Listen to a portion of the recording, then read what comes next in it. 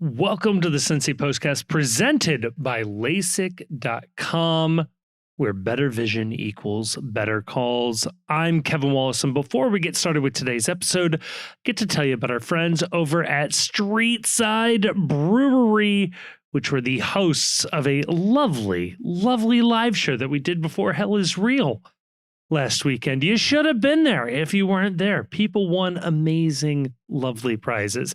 And the folks over at Streetside are amazing, lovely people. They have delicious beers on tap. They have tons of events. You got to go check out their website. They are always posting events. It is also the place to watch FC Cincinnati games.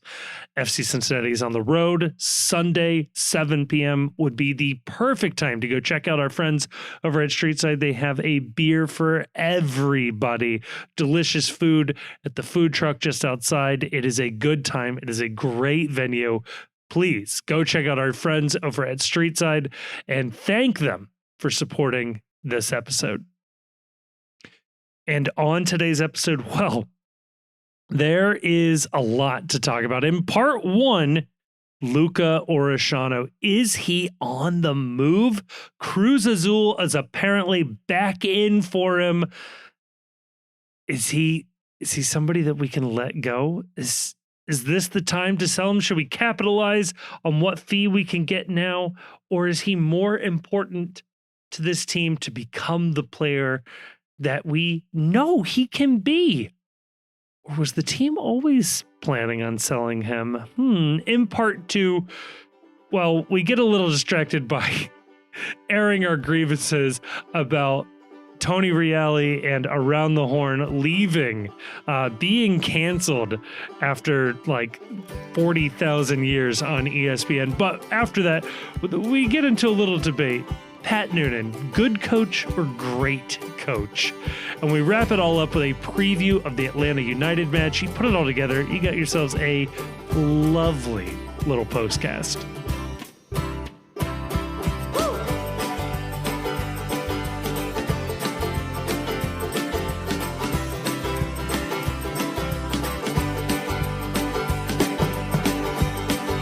Joining me to talk about all of that and more, I'm joined by the Chief and maybe Grayson at some point in the future. Chief, over or under 30 minutes do we see Grayson? Say over.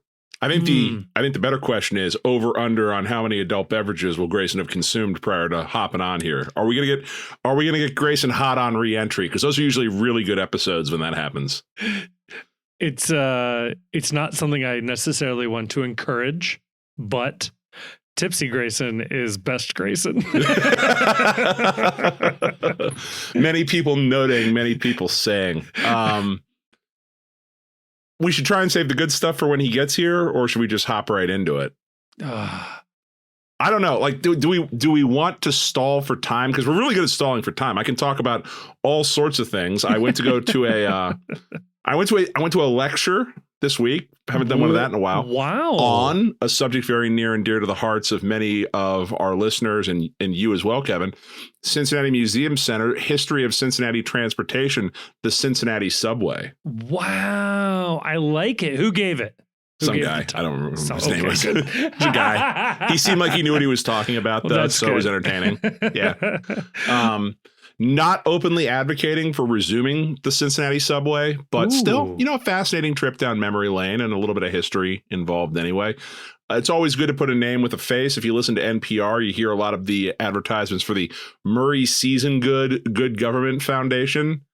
Turns out he killed the streetcar and you should hate him, or the subway, and you should hate him a lot.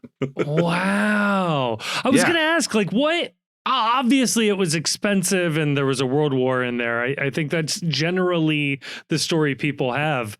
But what killed it? It sounds like death by 1,000 paper cuts. Mostly, like as you said, the war, a couple of work stoppages, ballooning costs out of control. Like most good government projects, they grossly underestimated exactly how much it would cost. Right. And it eventually ran out of money, and there was no political appetite to go back to the voters and, ask for more. And then, like you might remember from your American history classes back in the day, a lot of the cities like Cincinnati used to be controlled by political machines, and you had this political machine and this political boss controlling things. Well, the aforementioned Murray Seasongood comes in, having taken control of the city away from a previous political machine. And damn it, he's going to make his changes. And in fact, it was him who oversaw the change of Cincinnati away from the strong mayor format and led to the type of government we had of rule by city manager that lasted, I think, well into the 21st century. I don't think it was until like the early 2000s that we got back to having a strong mayor. If you remember, it used to be in Cincinnati, the mayor was just whoever got the most votes on city council. And that was a ceremonial title. And the real person who did all the work was the city manager. It is a wild setup to sort of have a representative democracy where you're electing people to, hey, go do the job that we all need. And then their job is to just immediately hire someone out. Yeah, hire their boss. Subcontracting your democracy. Yeah. The other fun thing that people may or may not know is that if you look at the old map of the subway, they actually knew what they were doing because every single part of the route they took eventually ended up either being Interstate 75 or the Norwood Lateral. And those are the places that are in place now of where the subway would have been.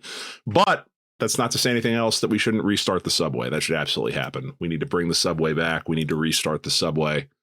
Cincinnati has a wound in its history that must be healed before the city can truly move forward and capture the glory that is its birthright. Yes. And even if you're not a transit person, this is not a thing that you live and die for. If you are a hardcore automobile enthusiast, a drive or die sort of person like that, these things help you because the more people that get off the road means more open road, baby, more parking spaces, more open freeway, more open lanes. You should be advocating for everything that gets people literally out of your way. I also want to throw this out there as well. Not so much related to the subway. Okay. You know what? Call me a nerd. Call me a loser. I've been called worse. I like a good lecture. It's fun to go listen to someone make you smarter for like an hour. And I recognize that there's probably tons of YouTube videos that I could watch on my own time. But let's be real, I'm not going to watch those. Yeah, no. They go on too long. They're competing with my Xbox, my PlayStation, and, X, the everything app. It's all happening on X. Going someplace and hearing someone talk at length about a subject that is interesting and which they are knowledgeable on. Why did we get away from that as a society? That's awesome. We should do more of that. That's really cool. Chief, I could not agree more. And I've had this thought multiple times in the last couple of years of like, I am sure they exist, and I assume I am just not sophisticated enough to be invited to them. But I would love a sort of like lecture society of some type where you get to like, you join up and they bring in like traveling lecturers or local professors that are just like passionate about a particular topic. There is an amazing spoof of this. This allows me to plug a couple of things at the same time. If people are not familiar with the streaming platform Dropout, you should be. It is the best money that I spend every month. It is largely the folks that were behind the old College Humor website and videos. They've created their own spin-off streaming service with a bunch of shows that are all very, very funny. And one of them is a show called Smarty Pants that is this, where people go up and lecture on things, but their lectures are absurd. Like one was like why we need to nuke the moon. One recently that was posted was a Dewey Decimal System for grocery stores so that every grocery store would be laid out the same. It's so funny. Just a series of modest proposals, if you will. Exactly. I think I want to, but what I want is I want to join one that is just a hint more serious. But a hint more serious. And the thing too is you may be saying to yourself, listening to this, Chief, I went to school already. I hated school. I don't want to do more school. Yes. And to that, let me respond to you. Did you do school with the ability to drink beer while it's going on? or have a cocktail while it's going on. Because you can do that at a lot of these lecture type things. And being able to sit there with a beer and have someone basically perform a live YouTube video for you, tell you, it hits. It hits.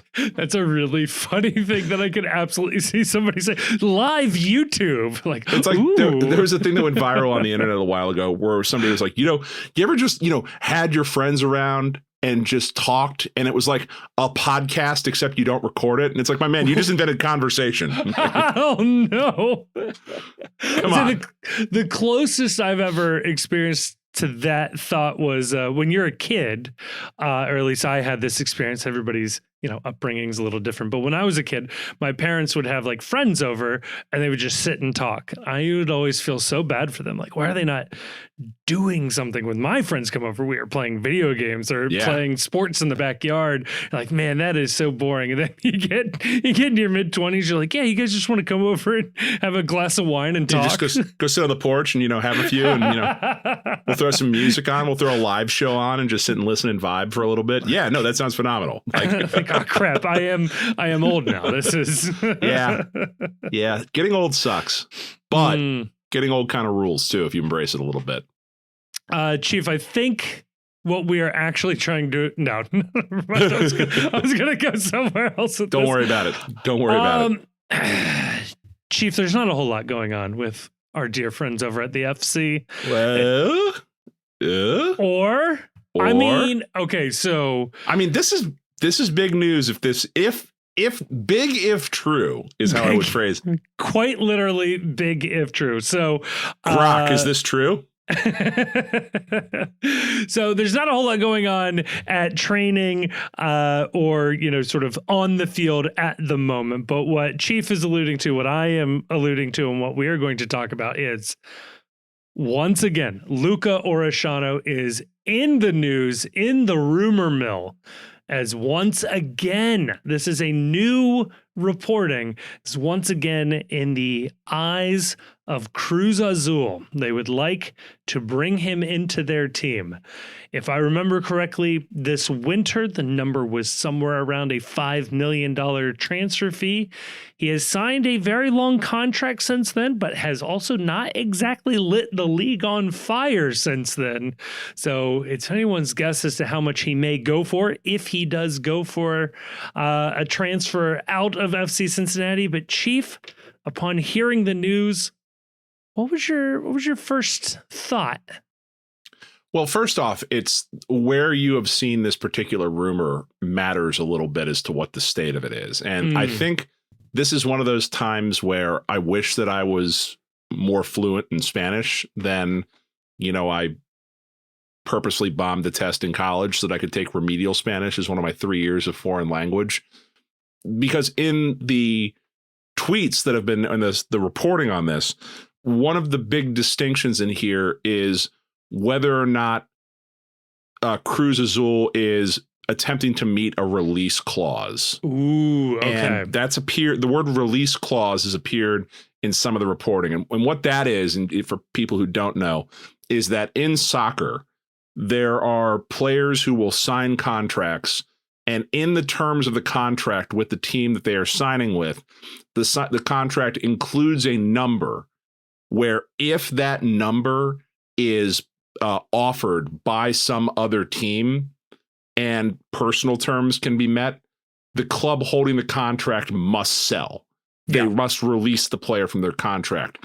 I'm pretty sure that was the mechanism that we were going to buy Berterame with last year at the summer transfer window, that Berterame had a release clause with his team in Liga MX, and FC Cincinnati met the release clause. And the only thing that didn't happen was that he backed away from personal terms at the last minute. I think I have that right. Yeah, that is exactly right. So unlike other American sports where players can be traded at will, and even a lot of MLS players are on contracts with MLS and therefore can be moved within MLS sort of against their will, in international soccer, so definitely when we're going from MLS to outside of MLS and vice versa, a player doesn't move unless they agree to the move. That includes loans, by the way, as well, when you see those.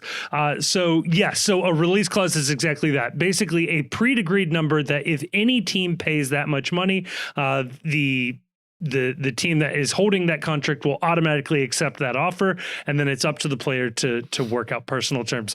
One fun tidbit I will just throw in there. I think this is still the case. They might have changed it in the last couple of years, but forever, Spain had a rule that said every single player contract had to have a release clause. And so for really good players on like Real Madrid and Barcelona, they used to make absurd release clauses to prevent anybody from touching it. And PSG called their bluff, and that's how they got Neymar many years ago, was they paid the $250 million up front, and Barcelona didn't have anything that they could say about it. It's in the contract term. So if that's the case, that makes this story a lot more interesting for a number of reasons. Number one, I think this would be the first instance that we've ever heard of publicly of Chris Albright inserting a release clause into a player's contract. Yeah, that feels right. I don't think that's happened. And I think that's a fascinating aside to this, especially after, this new Luca Orellano contract was negotiated very recently. It was negotiated in the wake of the situation with Lucho Acosta.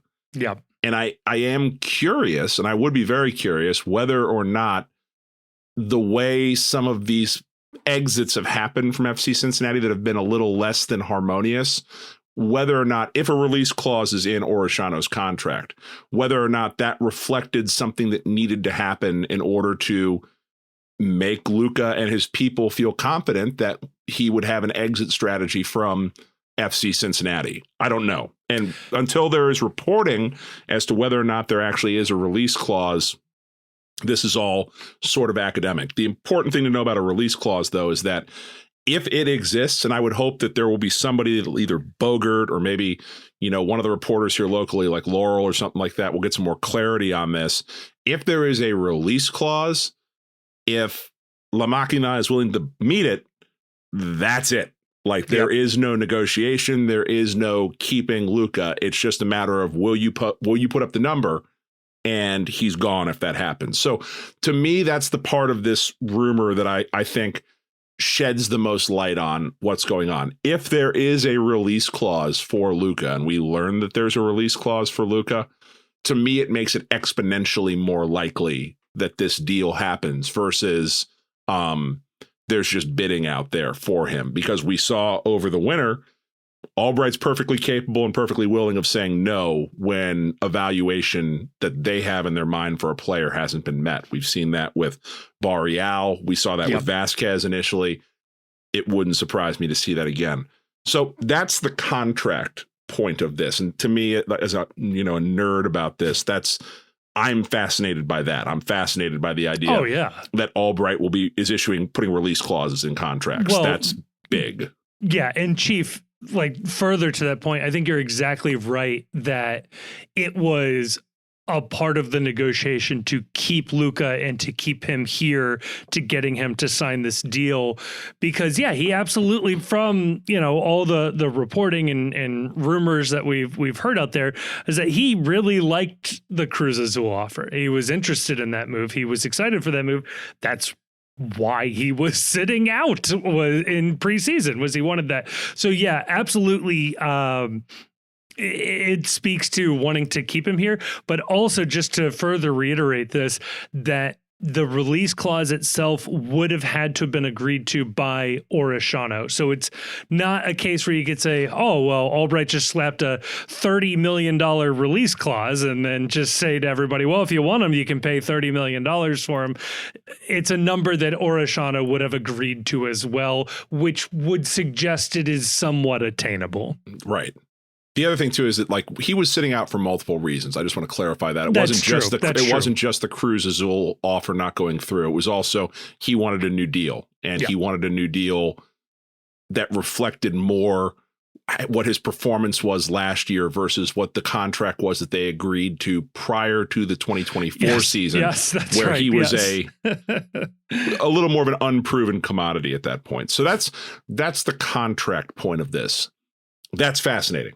Yeah. I think equally as fascinating is this a move that you would make if you're FC Cincinnati? Now, let's set aside the release clause for just a second. Because it may be one you have to make. It may be one you don't want to. It may be one you have to make. But let's assume for the sake of argument right now that this is a mistranslation. There isn't a release clause. There are no contracts we've heard of that FC Cincinnati has done that has a release clause. I think they're fairly rare in MLS, is my guess, just because you don't hear about them very often. Maybe that's just because there's not a lot of players worth meeting a release clause for in this league in terms of buying leagues overseas. I don't know. If they're more common, you don't hear about them a lot in MLS. We'll put it that way. But let's say for the sake of argument that there isn't a release clause here. Should you do it? I wrestled with this a lot when I saw the news break on this, and tell me where you would critique my line of thought here, because I'm not a smart man, and I've been prone to the odd bad take or 30. I'd be happy to edit your thoughts. Continue. Fair enough. So Luca Orellano was brought into this team as a piece to build around Lucho Acosta. Came in last year, was where everything this team was doing is in service to this grand plan of Lucho is our captain. He's a MLS MVP, perennial MLS MVP candidate. We are going to get players that play well and facilitate the attack that is built around Lucho Acosta. He balled out last year in a system that centered around Lucho Acosta. He was re-signed this past winter to a team that also included Lucho Acosta. Now, Acosta was on his way out. When they said they signed him, they purchased they bought him off the loan agreement with the purchase agreement, off the loan with the purchase agreement. There wasn't really a reality where they were going to buy Lucho Acosta. He was just too good a deal of a player. Like, regardless of what else is going on with the team, you were getting an asset for like $2.7, $2.8 million that you immediately had a $5 million, $6 million offer in on from Cruz Azul. Like, just from a financial instrument was worth the deal. Yes. Right. No, you were going to buy that just because it's an asset that is it's an undervalued asset that you have located at a reasonable price. And if I remember correctly, the Vasco da Gama sporting director, they fired the one that made the deal and they hired a new one, and the new one went to the media and whined specifically about this loan agreement. Right. That this original purchase option was absurd and that we were fleecing them. And I think they tried to do everything in their power to slow play this and hope that we just gave up. So in a way, this is an acquisition from the Lucho era of FC Cincinnati. And now what we've seen and what I think we have a lot of evidence for is that Evander was a position for position acquisition with Lucho, in that he plays the attacking mid, the 10. Lucho was a 10. But I don't think, if there was any hope that there was just going to be a seamless transition from Lucho ball to Evander ball, I don't know that that's what we've seen so far. Evander is great, but he's great in a very different way than Lucho was. He has different skills that are incredible that Lucho didn't have. He has some of the same skills Lucho did in terms of his ability to beat people off the dribble, but he's not nearly as ball dominant. He's not nearly as much of a distributor and a, offensive creator in terms of finding the weird pass or the two-person interplays or the things that we used to see with Lucho and Barreal, or Lucho and Arias, or Lucho and Orellano last year. And so now I look at this and I'm like, all right, in a vacuum, knowing what you know about Evander, knowing what you know about Denke, knowing what you know about the makeup of this team, would you buy Luca Orellano and add him to this team right now? Or would you try to spend that money on a different player that maybe fits a little better with the talent we have? I don't know the answer to that question. because I also don't think we have seen the best of Luca Orellano yet. I think that there is very clearly some growing pains. I think they were trying to miscast him as a center forward or a striker. We're seeing him move out wide, but I still don't know that the fit is, I still don't know it's as much of a locked on fit as they probably thought it was when they were, buying him last year and when they were exercising even the option this offseason.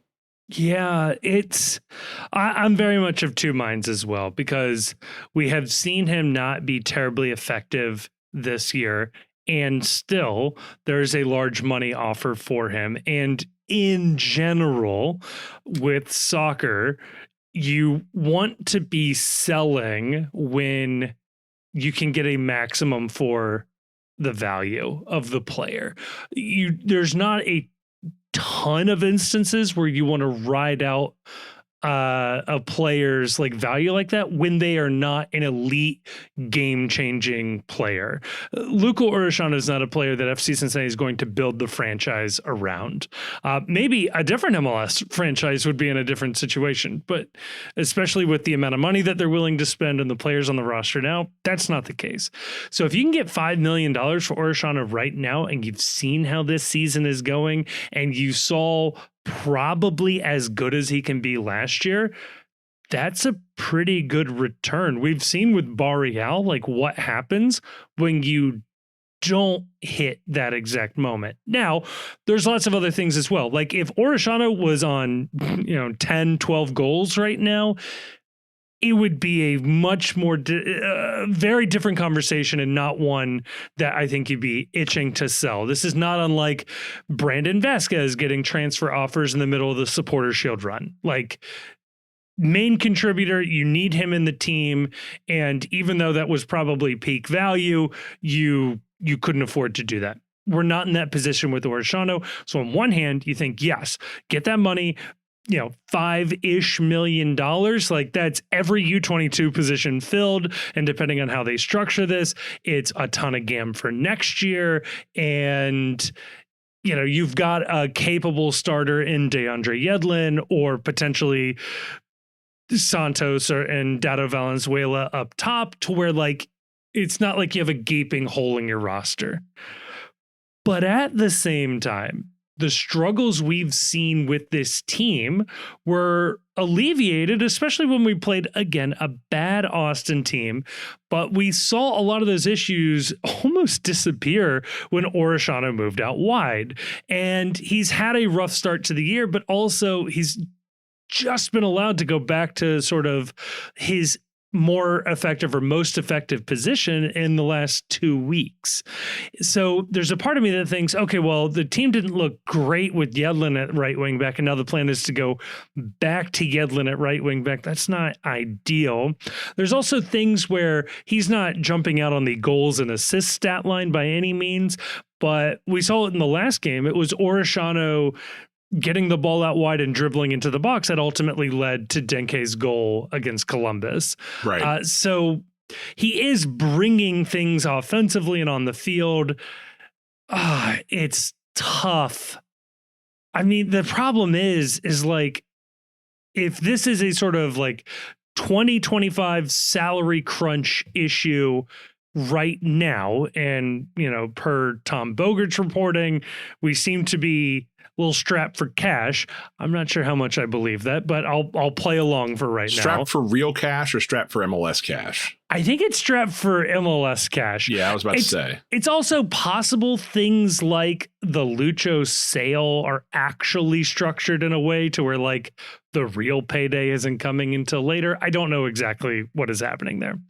And nobody does, and that's the fun of MLS. That's great. It's a black box, and you have no idea what happens on the inside of it. But if it is we got to change up the salary structure in 2025, and getting Luca's salary off the books right now helps us, I'm looking at like 5 or 6 other dudes first before I'm looking at Orellano. Yeah, I don't think it's a salary thing at all. Yeah. If this team needed to manufacture money, like you get 2 contract buyouts now under the new MLS rules. And if you were strapped for cash, you could go right now and you could buy out Sergio Santos and one of either DeAndre Yedlin or Corey Baird, and you could easily get yourself $1.5 million. Yeah. Close to 2 million if you bought out the right combination of players in money right there. Or hear me out, Chief.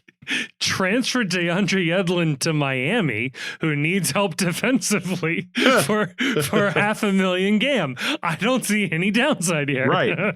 He knows his way around town too. And I don't want to lose either one of these players. I'm just saying it's a reality of where you can manufacture some cap space. I don't think it's that. Yeah. I really think that my view of this is I am wondering if Luca has a fit on this team the way it is currently constructed. And it's part of it gets into like the bigger overall discourse about, Pat Noonan. And like, maybe the best way for Pat Noonan to play is just get the most talented people you possibly can and, let them figure out how to play defense enough for the talented players to do their thing offensively. I don't know. I don't know. The part of me that does believe. So like if you had to put a gun to my head and ask me, do I think that there's a release clause here? The part of me that makes me believe that there's a release clause here is they signed Luca to a 4-year deal. It might have even been longer. Yeah. That's a pretty long deal by MLS standards. That's a pretty long deal by Chris Albright standards. The standard deal that you seem to get in MLS is the 2+1 or the 3+1, where it's 2 years plus an option year, or like the 2-1-1, 2 regular years, 2 option years, or 3+1, 3 regular years and an option year. My recollection is that the Orellano deal was a straight 4-year deal with no option years at all. And I think that was reflected in the most recent MLS salary dump that they did. I'm trying to find it, and I found 2024's. Yeah, so hold on. That's no help. But like, if it is in fact that long of a deal, if the contract was what I recall it being, then to me, it makes a lot more sense why he would sign a long-term deal if there was some assurance that there's a release clause of some sort in here so that you are not stuck in FC Cincinnati until you decide, or somebody decides that they want to make the proper offer right here. So Orellano is through 2029, no option years. Yeah, no option years. Yeah. Exactly. So it's exactly what you said. 4 years, no option. No options. Funny. There's a handful of them with no options. I'm looking at Miles Robinson. He is on his option year, and Barreal, who just extended his deal. Other than that, he's got a longer contract than Kevin Denke. They spent $17 million for Kevin Denke. He's only on a contract till 2028 with an option for 29. They have Orellano at a longer guaranteed term than both Denke and Evander. Wild. I mean, even Gilberto Flores only has options for 28 and 29. Like this deal sticks out on the FC Cincinnati term sheets. And I do kind of believe that the way that you would entice a player to sign this would be to give him a release clause so that there would be some knowledge that there's a way out if somebody decides they want you badly enough.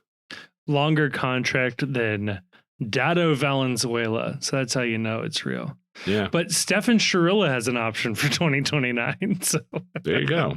All right. So Kevin, as we sit here, we are taping on May 21st in the evening. If you had to bet right now, is Luca Orellano a member of the FC Cincinnati squad when the summer window closes? Yes or no? No, I would bet on no right now. That's not based on any non-public information, to be clear. Yeah. This is me just shooting from the hip. If we've got talk of, release clauses, if you've got a player that has been itching to leave, a player that has not lit the world on fire, a team finding its place and not necessarily finding a place for him yeah, it's hard not to see where, like, again, we can all point to a bunch of other guys that would make more sense to replace, but nobody's really trying to buy them for a couple $1 million. And a U22 signing at wingback, a U22 signing at midfield, go out and get an MLS veteran via trade somewhere. And yeah, you kind of see this team doing really good and him not being a part of it, which is unfortunate because I think there's also a world, and this is sort of the two-edged sword now, of Orellano could, find his footing with this team, light it up from that wingback position, re-find his all-star form, and he looks incredible, which is just going to encourage the teams that want to buy him more. But then I'm looking at it a little different, like, oh my God, this is the X factor. We finally have that third option, playing out wide, playing a different position than Denke and Evander, that makes this team extremely dangerous. Oh man, it's tough. Do you think there's anything to the fact that these rumors came out when he got switched back to wingback? It's so funny because Noonan gave an interview on some podcast that was not ours, I'll say. Yeah, you think?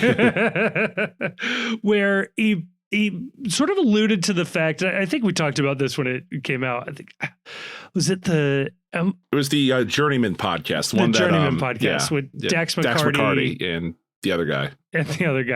And he basically said something along the lines of, Orellano has unfortunately had to deputize as a striker, sort of hinting that the fact that the team still viewed him as a wingback.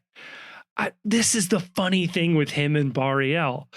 I really hope it's not a matter of, this is not the position I want. I want to be playing further up the field, because one, they are incredible when going up the field from this position. So like all of the things you want to do with scoring and getting assists and getting highlight reels, they're getting from the wingback position.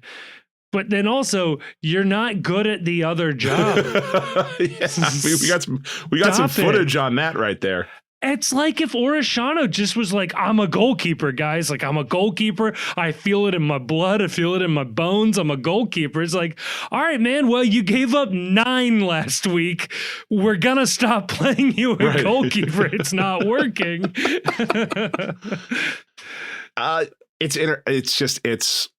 Maybe he would work better in that attacking, like, because I think we all recognize the talent, but what was it we said when he was playing as a forward? He was getting in Evander's way. He and Evander and Denke were all occupying the same space. So again, goes to this idea, I think, is that, like, is he a good fit with Evander? I don't know the answer to that question. It's going to take more games and a bigger sample size, but so far we saw one game where it worked really well.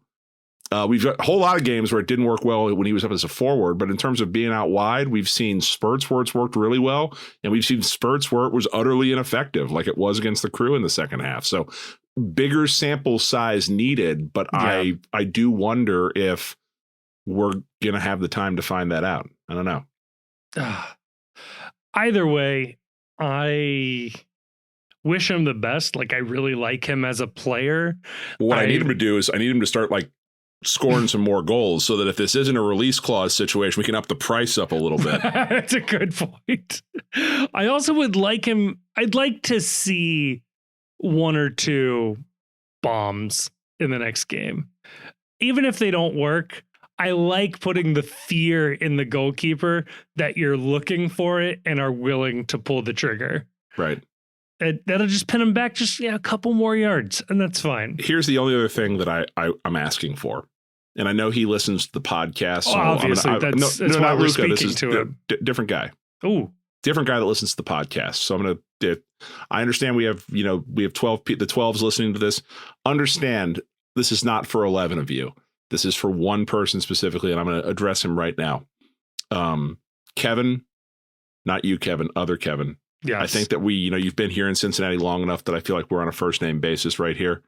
Kevin, as one of the 12s, as a listener, what I need you to do is to go to your teammate, Luca, if this does happen, and explain to him the joy you felt by serving out the entire time while you were awaiting your transfer with your team in Bruges, and the joy you felt by playing all those games, scoring goals in front of your home fans, and getting applauded off the field in your final game.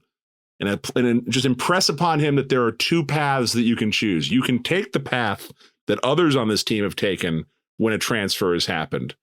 I would help him understand that taking the road less traveled is actually more fruitful and more rewarding. Yes. Play out your contract, damn it. when Dallas comes to town, it's so funny when you see, like, the fans are going to give it to Lucho, and he will deserve it. There's no doubt in my mind on both of those points. And Frankie Amaya, and sure, he was a young kid. Well, guess what? You still made an entire city mad, and they're still mad about it, and that's fine. Maybe that's immature, but sports are immature, so that's fine. But there is a difference between how those guys are greeted at TQL Stadium and how Brandon Vasquez is treated. Yeah. And how a handful of other guys are treated, and how we look at Chidozie Awaziev as maybe the one who got away, and the fans that are still following Wolves updates just to see if Yerson Mosquera is going to get a mention, and the guys doing rehab. Like, I don't know. Maybe if I'm in that position, I'm just taking the money and running, and if I piss everybody off on the way out, so be it. But man, wouldn't you want like a whole city to like you? I don't know. Get cheered off the field one last time. Yeah. I like how we've gone from, in this theoretical exercise, to already getting pre-mad about him. Oh, I'm already pre-mad about him. Yeah, about him sitting out. Yeah, sitting out. Even just while the negotiations happen, let alone when a deal is, agreed to with a, he will be gone come July 12th or whatever it'll be. Well, watch this space. Yeah, we touched on this topic, Chief. Let's get into it in part two. By the way, you were correct, over on the 30 minutes by far here with Grayson. Yeah, well, that was the easiest money I'll make all week. But let's get into part two, a conversation that has consumed the Discord, shall we?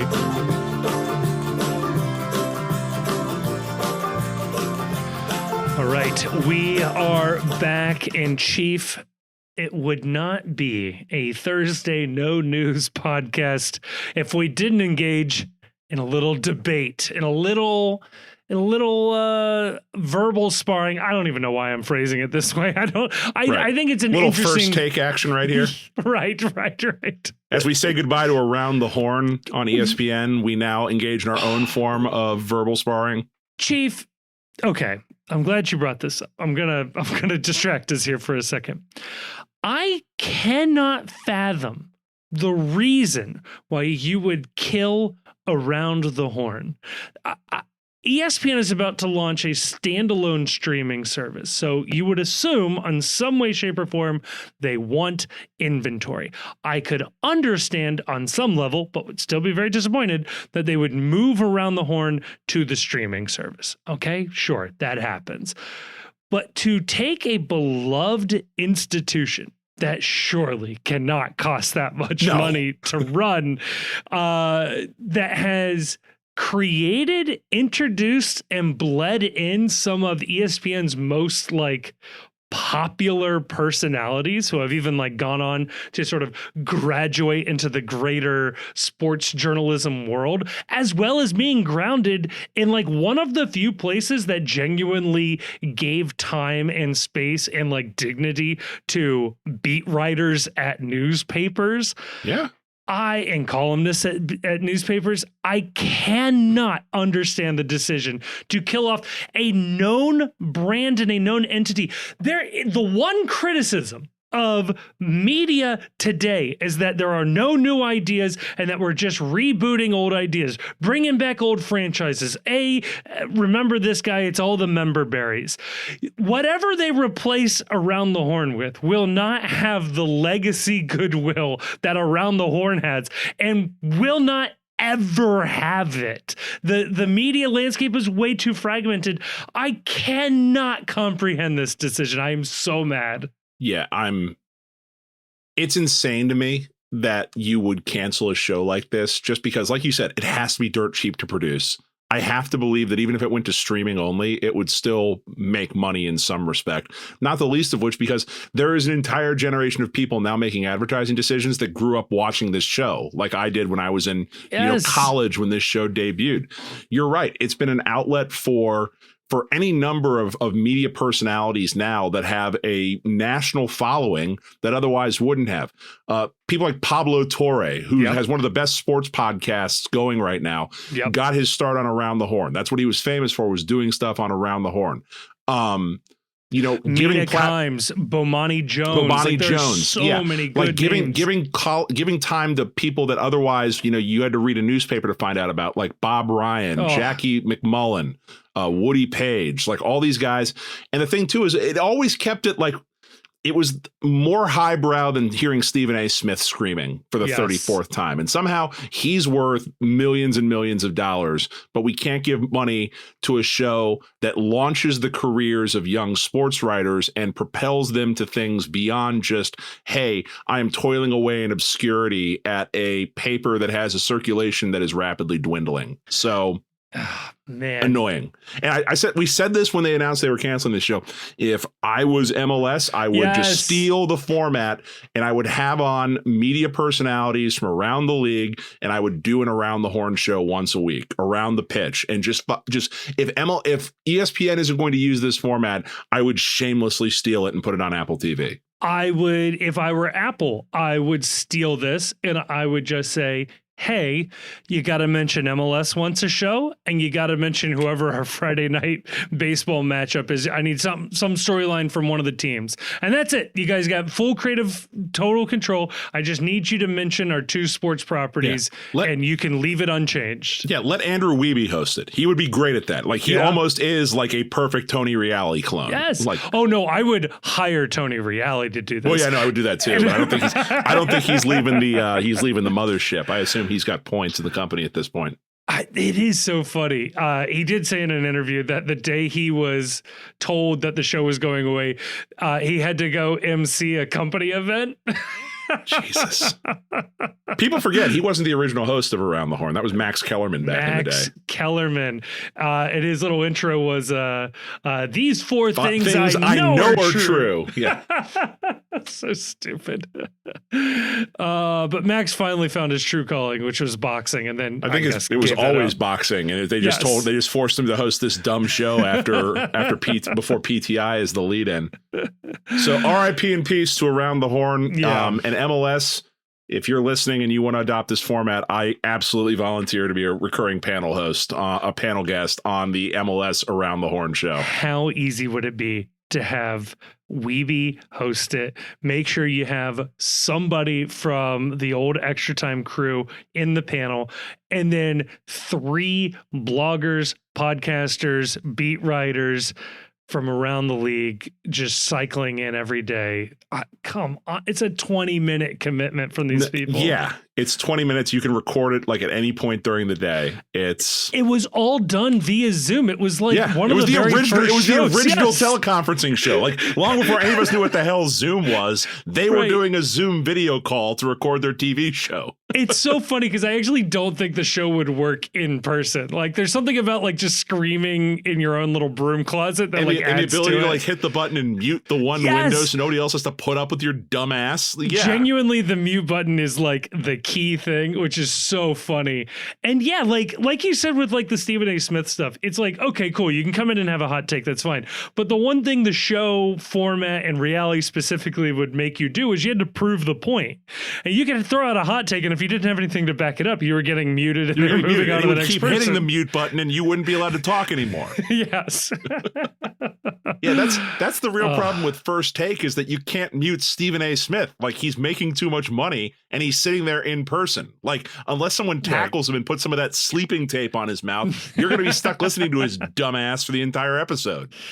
On his way to running for president or something. Oh, I can't wait for that.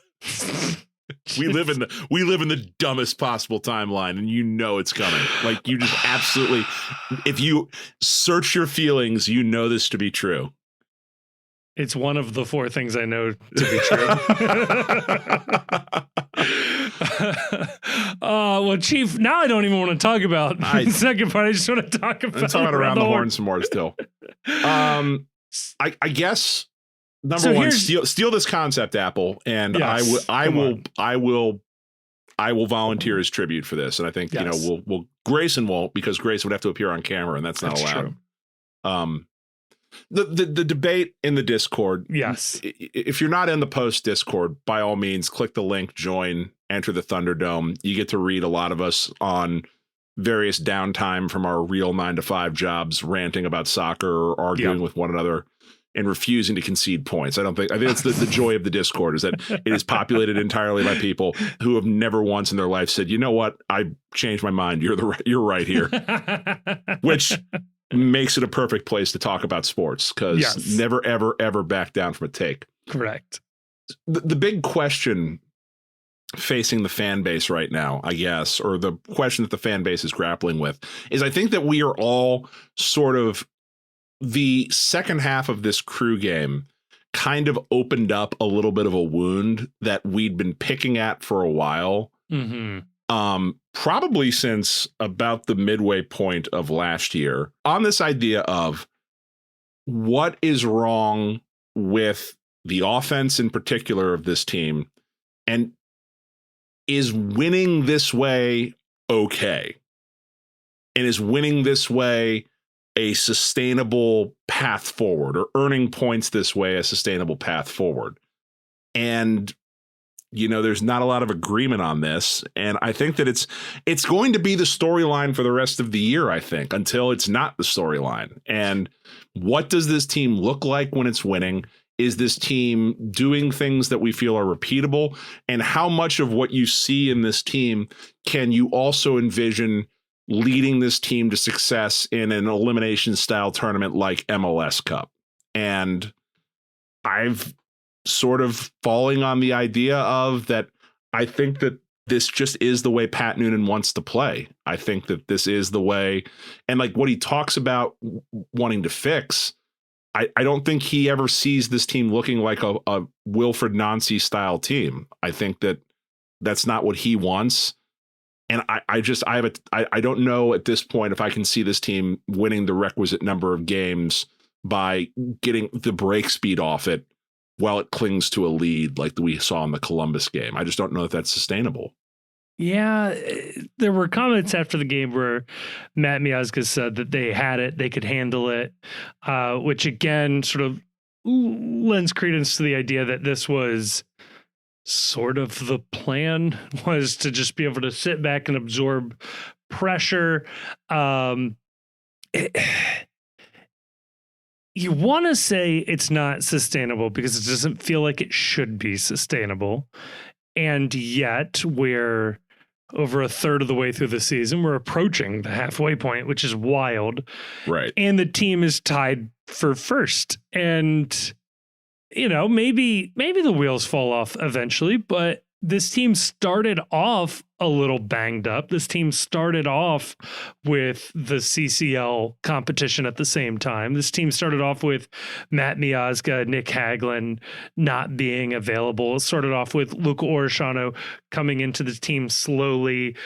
Least we forget, Evander missed like 3 games there for a stretch. So in a way, it's hard to judge because we haven't seen like the full group for an extended period of time. Like literally last week was the first time every player was available for selection. And I understand that is not an expectation for the whole year. I get that. I understand people will be hurt. There will be yellow card suspensions. There's always going to be a couple of guys out. That's fine. I mean, it's not fine, but right. you understand what you're playing with. It's just, the problem is it is sustainable. That like even the beautiful free flowing version that we want to play, like Columbus Crew didn't win MLS Cup last year. Miami didn't win MLS Cup last year. Hell, Orlando didn't win MLS Cup last year. And none of those teams, made it out of the first round, made it to the conference finals at the very least. It's what we have seen so far is a team that is able to get results essentially no matter what. And the team it has always reminded me of, and it's probably because Noonan served on his coaching staff and learned a thing or two, is the 2021 New England Revolution team, which had previously won virtually every game by 1-0. And everybody said the entire year, there's no way they can sustain this. And then they set the all-time MLS points record, but lost in the playoffs. Now, they lost on penalties and they lost to the eventual MLS Cup champion. But, it wasn't sustainable right up until they broke the record. So, I'm of the opinion that so long as the results are there, I am never going to be too concerned. It's once we start losing games or unable to win games or can never reclaim a lead after going down, that's when I'm happy to be concerned. But we haven't seen that, at least not this year. And I should also note for the listener, we have been joined by Grayson. So Grayson, the question to you is, Noonan, good coach or great coach? Good coach. Ooh. Right? I mean, we haven't seen, I don't think we've seen great yet. We may see great. I hope we see great. I think we will see great, but I don't know. Like, I watched an interview with him recently on, I forget what the show is called, but it's like the one Rebecca Lowe hosts. It was from the week before the Kansas City game. Oh, wow. And he talks about the tactical shift that he's made as a coach. And he talks about starting off as being more, transition based, high tempo, and then transitioning into a team that dictates pace more with possession. When is that transition going to happen? Yeah, that's what I'm saying. That transition has not happened. So, I don't think we should judge Pat Noonan more or less harshly than he judges himself. I mean, he's a pretty harsh critic right now. Certainly, we shouldn't judge him less harshly than he judges himself, right? Like Jaap Stam, we should have judged way more harshly than he judged himself. But Jaap Stam is still convinced he can win MLS Cup this year. But Pat Noonan has always seemed like somebody who has like a pretty good perspective on where they sit, and how they're doing. Sure. And I don't think we should be making excuses for somebody who's. Well, I don't think we should be making excuses for anybody who doesn't deserve it. But I don't think we should be making excuses for somebody who's not at least willing to make excuses for themselves. And even in that interview, he talked about, what he's like happy with. And it's been the defense. It's been, having challenging high, having center backs that play aggressively. And they've done that really well. For multiple years. For multiple years. Yeah. And that's, and when people talk about like if Pat Noonan's a good coach or not, I think that his defensive system needs to be taken into account. Because he has had an aggressive defensive system most of his time in Cincinnati. And it's worked really well most of the time. Right. And his and also the way that they've pressed as a team, the way he's gotten players like Lucho and Evander and Denke to buy into the press, and to participate in that. That's not nothing. Okay. And so I think that we can recognize that the possession system offensively hasn't worked yet. And the ability to have the team play a sustained offense that isn't just, well, let's hope Kevin Denke hits a bicycle kick, hasn't worked yet. Right. But that's not the only thing a coach has to do. I think the issue is twofold. I think that part of the reason why Noonan gets criticism is that I agree with you, Grayson. The defense is elite. The defensive system is fantastic. Noonan deserves every bit of flowers for that. Here's the problem. It's boring as hell and frustrating as hell to watch. Like, watching it as a fan, watching a team defend out of its mind for 90% of a game sucks.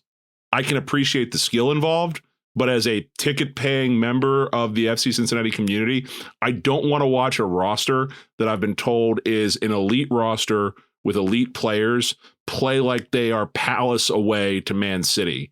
Sure. But if you added the defensive aggression to a, effective offensive like possession system, that's the best MLS team in history. Yes. Like if you had like anything close to what Crew do in possession combined with how our defense plays, that's the best team we've ever seen in this league. Yes. Bar none. And I think we have the talent. I think we have the talent to do it. The question is, can Noonan and his coaching staff I don't know. Do they want to communicate it? Do they want to? Do they want to? If they don't want to, we shouldn't have paid $30 million.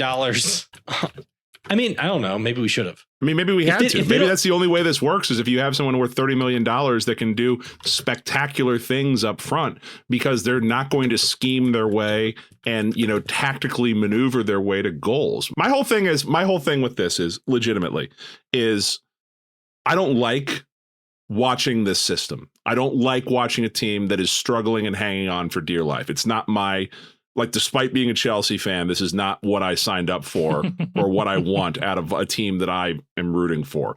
If it's winning, I'll tolerate it, but I'm not going to have a good time with it. My big question, and the question I'm so desperate for someone in the media to ask is this what you want out of this offense? If this isn't what you want out of this offense, I want you to describe in more detail what you think the offense should be doing.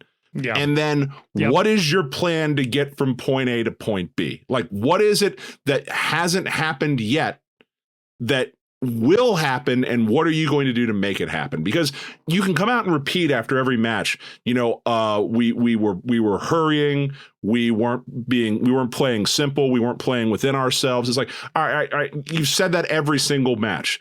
Tell me what the fix is, and tell me what the end vision is, and sell me that what the way to make this better is. Because as of right now, the only conclusion I can draw is that Pat doesn't know how to fix it. Because if he knew how to fix it, it would happen already. Yeah, I mean, so the question I was asked is if Pat Noonan's a good coach or a great coach. And I just, felt the need to point out that he does demonstrably a number of things really well. Yeah, I agree. And they've contributed to this team's results for the past 4 years, which have been certainly better good than bad. He's had a lot of talent to work with, and has he maximized on the offensive end the way you'd think they should with the talent they've had? I think the answer is clearly no. The last 3 years, and Chief, to your point, I do think that I assume that a lot of coaches around the league know enough about soccer Like, I don't know. I don't know like how I would do this per se, but I assume that like the people who are paid to coach around the league know what the Columbus Crew are doing. Like they could describe it. They could tell you what they're doing better than everybody else. And so what I would want to know from our coaching staff is, one, well, do you know what they're doing better than everybody else? And then two, why can't we do that? Can we try that? Are our players worse? If our players are worse, man. Oh, I refuse to believe Max Arfson is, somehow this magical creature that no one can replicate. We've spent more money on our players than they have. Right. So, if our players aren't good enough to do this, maybe we need another GM, right? And I'm not saying we need another GM. Okay. But if our players are not good enough, given that they've cost like double what our rivals' players cost, maybe we need somebody else to pick players, right? Or if our players are good enough, maybe we need somebody else to instruct them. And I think that is going to be, if the team doesn't show it down the rest of the season at any point, that is going to be the question. Like, either the players aren't good enough, in which case our ownership spent a lot of money for no reason, or we don't have the right people drawing things up, which is another uncomfortable conclusion. But there's going to be, given the amount of money on the field and the amount of talent that we see on the field, if it doesn't cohere, there's going to be an uncomfortable answer to that question one way or another. So let me throw one more question at you here. There's a lot of looking at Columbus here. Obviously, it's the last team we played, and they're the team that basically everybody who watches this league says plays the best soccer. There's a slight argument for Vancouver, although they have quietly fallen off over the last 4 weeks. But like, regardless of what people who watch the league say, right, we should not be giving up 80% possession, right, and all of the chances to anybody in this league. Anybody, right. In this league. We arguably shouldn't be doing it to anyone against any Liga MX team either. I would be floored if that happened. Nobody on this continent should be able to pin us back the way that Columbus did. And there's a lot of blame to go around, but it's if Columbus is unable to win a trophy this year, does that change the way you view this? They won MLS Cup in 2023. Like, and they've won a Supporters Shield. And they've won Leagues Cup. Like, they won Leagues Cup last year. Leagues Cup is barely a trophy, but what we're until we win it, right? But like what we're talking about right now is, okay, we have definitive proof that Noonan ball can generate results over the course of a 34 game regular season. This team has looked bad in elimination tournaments, flat out. And until we get some proof that Pat Noonan and bad against really good teams, until we get proof that like Pat Noonan and then the coaching staff can get results in elimination games, there's going to be some open questions asked. And you were talking about that New England Revolution side. You know what? That's how FC Cincinnati went out last year, to an inferior team on PKs, because when they needed goals, they couldn't get them. And they scrapped to a 1-1 draw on their own soil, on their own turf at TQL Stadium, and then took it to a coin flip with PKs. And if you can't reliably hold the ball, generate possession, and break down teams, or, create scoring opportunities, you're going to you're going to have that. And if you give other teams 200 passes in your final third, one of them's going to hit a hand or someone's going to trip over a foot and you're going to get somebody pointing to the spot, no matter how good your defense is. Like, it's got to get better. And I hear the takes that we still need more time, that the gelling still hasn't occurred. These games that we're playing, when we start playing some of these better teams, like, it's got to look better than it looked against Columbus, I think. Yeah. Fair. I still think he's a good coach. I think he is a very, very good coach. I do. Yes. I just don't know that he is the right coach for the next step this team needs to take. He needs to show that he can take this talent and that he can get them to do something better than 80% conceded against a team that we are supposed to be on peers with. Not that, like, they're a rival. We're supposed to be as good as they are, if not better. We should be better. For the money spent? We have, based on money spent, based on having essentially, based on our roster build choice, our full complement of DPs, whereas Crew intend to sign a DP striker this summer by all reporting. If I was ownership, I would want to know, like, what's going on with the money I spent, and who's not pulling their weight. And there's no trophies for your position in the standings on May 22nd, 2025. But there's also no,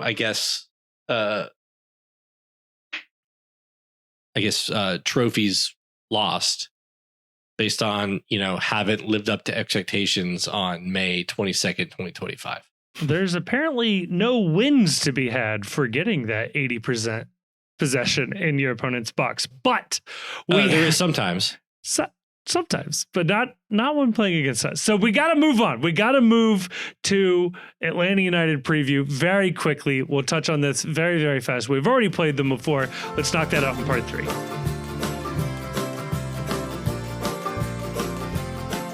All right, we are back, and oh boy, look at this. FC Cincinnati is headlining MLS Sunday Night Soccer, 7 p.m. on Sunday. This is away to Atlanta. Boy, it feels like just yesterday we played them to a 2-2 draw where we all got mad at Brad Guzan, and there was a really rough own goal from Malvis Powell in the 88th minute. I'm excited to report, though, that should FC Cincinnati win, which is no guarantee, but should we win, this is what's on the line, folks. We will have evened the series up with Atlanta United to 5 wins apiece and 6 draws. I will also note on the line, Atlanta United has never beat Pat Noonan as the head coach of FC Cincinnati. Wild. This is a team that dominated us and had our number for so long. It is so cool to see that flip over and change over. So, what are we feeling? What are the vibes going into this one, Chief? Well, I mean, it starts a busy week for the FC. They play Sunday, Wednesday, Saturday. So it's another 3-game run in the span of 6 days. Yeah. So I'm curious to see what the squad is going to be. There's going to have to be some rotation during the course of this week. But then June is a dead month. We were talking about that before we started taping. I don't know. This is a team they need to dominate. And we've said this before about teams where they're below FC Cincinnati in the table. They're not playing well. If this team wants to show that they're to be reckoned with for the Supporters Shield, they've got to go down there and they've got to take all 3 points, and they've got to look better at it than they did against Columbus. And we're not going to learn anything new about this team. If they win, it's because it's expected. if they lose, that's again, we're talking another alarm bell for what this team is. But so far, what you've seen from FC Cincinnati is they go out and they dominate out through sheer talent bad teams, and they struggle with good teams. I think it would be nice to see them actually look like they're capable of possessing. I would like to see Dado Valenzuela starting with the first teamers. I would like to see him get the start with Luca on the wings, with Evander. I would like to see them have Kubo in the midfield instead of Obina and play more of an aggressive format. I don't know that we're going to get that, but this is a game where they have to win. That's job number one. And it's another opportunity for them to show they can do something with the ball beyond make bad turnovers and put their defense in bad positions. Yeah, it is so funny. Everything we just talked about with this team spending a lot of money on the attack and the results needing to get better. Atlanta spent, I know net spend is different, but in terms of the amount of money on their attacking talent, the most money, or at least more than us, going into this one. I think they've got $50 million in their attack. Kevin Denke's transfer record was broken by Atlanta for Latte Lath, and they have, since the first week of the season, so they won the first week of the season. Since then, they have won one game. That's tough. That's tough. Grayson, must win or can't lose game? Neither. It's a weird. I always feel like it's weird when they play Atlanta. Yeah. They've done well, but not looked compelling all the time. I think there was one year where Alec Can was in goal down there, and I don't remember what result they got, but it depended on him saving a penalty.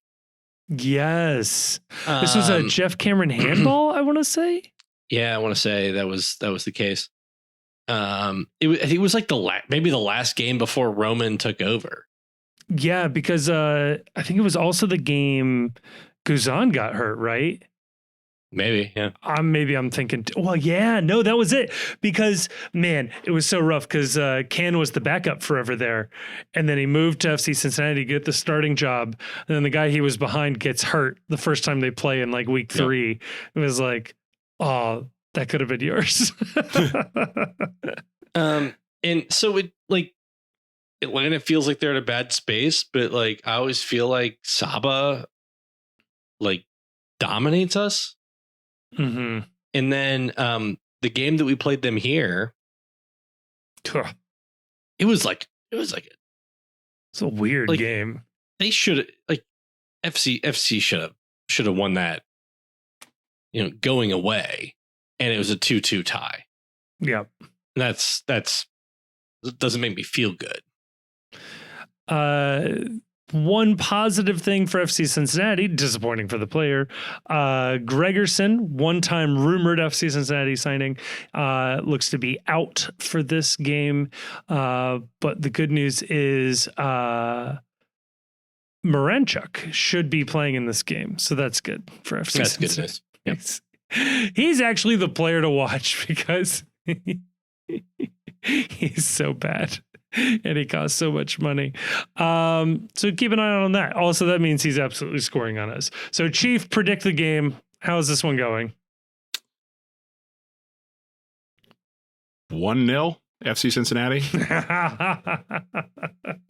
Like 1-0 on a either Evander or Kevin Denke banger. I mean, like that's the prediction until they prove they can do something besides that. I think 1-0, but it's Luca Orellano scoring a worldie. Be like, no, I don't know what to think. That it'll be like that, or it'll be like 2-1 with a Kevin Denke worldie and Luca hitting one from half court. And it's once again we find ourselves with a team where we're just frustrated that they can't string 15 passes together, but somehow they won. So you're all is stuck, forgiven. No, or you're still stuck with the debate of, is this team good? Well, they got a lot of points and the table says they're good. It's like, that doesn't really answer my question.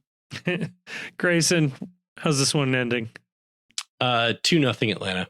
2-0 Atlanta. That would be brutal. Oof. I do not like that. Well, Chief, I've mentioned this before. Our preseason predictions have been damn near perfect. And in the preseason, we predicted a 1-1 draw. So I will also predict that. A 1-1 draw. Oof.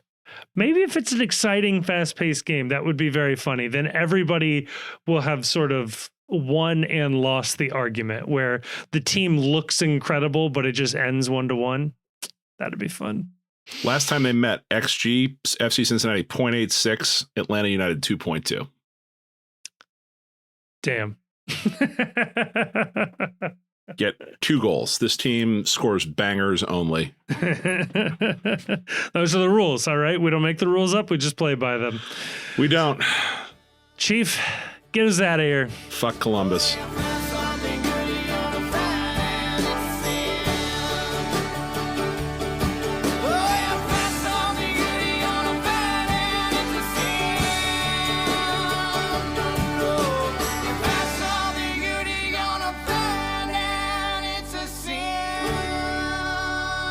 Thank you so much for listening to this episode of the Cincy Postcast. It is a production of The Post Cincy. You can check us out at thepostcincy.com or just click a link in the description to check out some of our written work. It also has links to our social media accounts across all sorts of different platforms, including YouTube, where we are trying to do more and more video content. Please, dare I say it, like and subscribe and leave a comment. But no, that would be really, really helpful. I also want to give a thank you to Jim Trace and the Makers. They're a local Cincinnati band who provided all of the music for this episode. We love having them on board. You can check them out. Again, link in the description of this episode to find out where they might be playing shows next or where you can listen to more of their music. Also want to give a massive, massive thank you to the awesome and very attractive patrons over on Patreon. It is a voluntary subscription that people take out with no real promise of anything extra that keep this show afloat. And we are so, so thankful to those of you that have decided to take that commitment. If you do like the show, or at least just want to engage with other people who have listened to the show and want to talk about FC Cincinnati, MLS, soccer, or really anything else, you can go on over to Discord. Again, link in the description. Lots of links in the description where you can find a link to the Discord. That's where we are keeping the conversation going 24/7. It feels like it's a really fun group of people in there just talking about FC Cincinnati. And like I said, just about everything else. And finally, I'll say it. If you liked this episode, and given the fact that you've made it all the way to the end, I have to assume you either like it or for some reason cannot reach the stop button. Please share this episode with a friend or family member or someone who likes FC Cincinnati. The best way for us to grow is from a personal recommendation from somebody who likes it. And if that's you, please tell other people. And if you don't have any friends, feel free to give us a review on whatever your podcast platform of choice is. We'll take anything we can get. But again, a huge, huge thank you to everybody for listening to this show. I am blown away that anybody listens to this. So again, I well and truly mean this. Thank you so much for listening.